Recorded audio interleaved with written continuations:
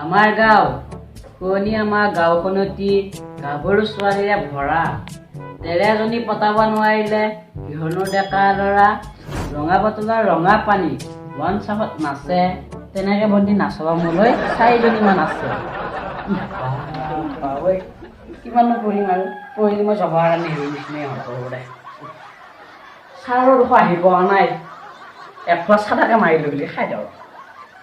আইয়া তাই মিছি মোৰ নহয়ছি পকটো ভৰি লৈ পেলাইছি, ভাগ ভাগ কৰি পেলাই কিবা পাই। ঐ চুলখিনি ওলাই আহিব নখোজে বা চাদাখিনি বিয়াত মৰিব লগা হৈছে।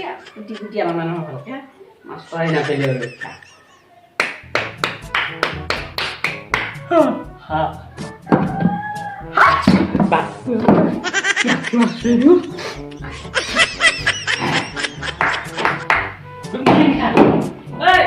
কিবা খাবই মাৰা হ'ল পালো নাই ছাৰ মনে মনে জুবিন দাৰ গানটো ভাবিছিলোঁ, সেইকাৰণে অলপ ভাত পাতি মাৰিলে আৰু বসো এই চলি মই বহি গান ক'ত থলো থৈ গৈছিলো নেকি? হয় ছাৰ এই চোফাত দি গাইছিলোঁ সিদিনাখনে। এই চাইছো সেইকাৰণে চাইখন নাই মই আকৌ সেইকাৰণে মই ঘৰত বিচাৰি পোৱা নাই। শুনছানে? ঠিক কৰিলোঁ।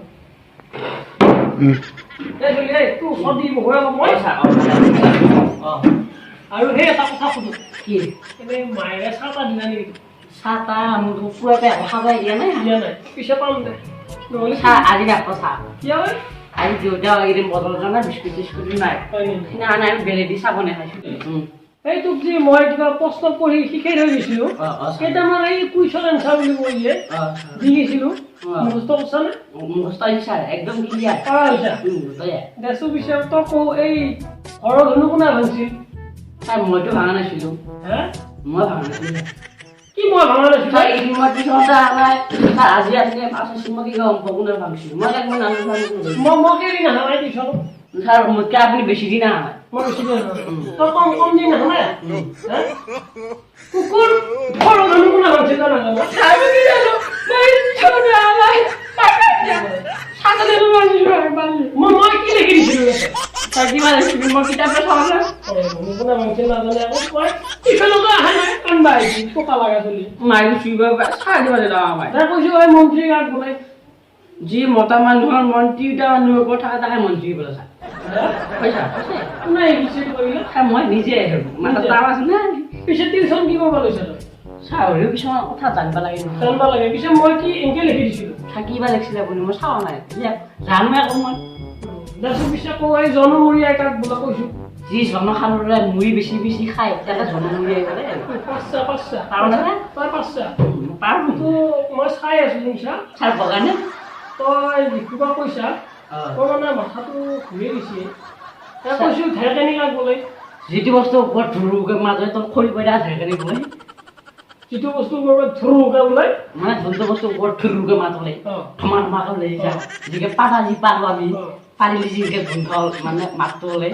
কি কয় এইবিলাক? ছাৰ আকৌ তোক দি খৰিবই নহয় আৰু কিছুমান বস্তু সেইটো ঢেৰকানি বলে আৰু সেইটোৱে ঢেৰকানি।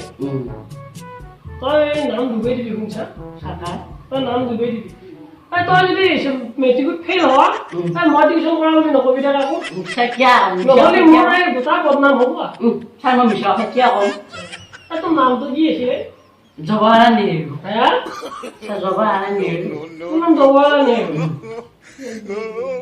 ঘৰ মতে তোৰ জাপান। জাপানো? তই মানে আমাৰ এখন জাপান কিবা এতিয়া মোৰ ধৰিব পৰা নাই। পাগল নেকি? নহয় বিজ্ঞানীবিলাকে কয় কিন্তু মই বিশ্বাস নকৰোঁ।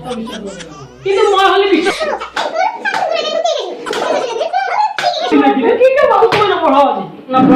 আজি টিউচনে নকৰোঁ। কালি আহি আছো, কালি যদি ভালকে নপঢ়া চাবিছো কি কৰোঁ? কিকে মাৰছি পোৱা লাগাত হাঁহি হৈ গ'ল তই। ইলেকট্ৰিচিয়ান মাছটো কেইটা টিউচন নকৰি পিছতে ইনকে মাৰি বলে যা বল বাইক কৰি দিম